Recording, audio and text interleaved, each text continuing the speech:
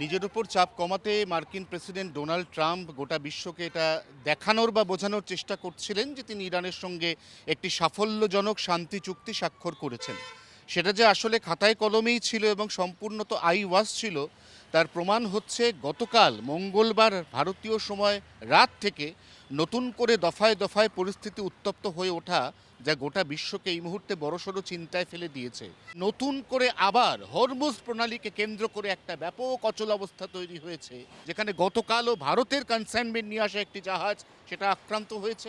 এবং হরমুজ ছাড়া যদি এই বিশ্বের অন্য যে কোনো প্রান্ত ঘুরিয়ে আমরা প্রাকৃতিক গ্যাস এবং তেল আমদানি করে থাকি, তাহলে সেটা একটা বেনজির চড়া দামেই আমাদের কিনতে হবে। অর্থাৎ কোথাও না কোথাও এই যুদ্ধ এখান থেকে বেশ কয়েকশো মাইল দূরে হলেও তার প্রত্যক্ষ প্রভাব বা পরোক্ষ প্রভাব আমরা, অর্থাৎ আপামর ভারতবর্ষের 133 কোটি মানুষ, তারা এড়িয়ে যেতে পারবো না।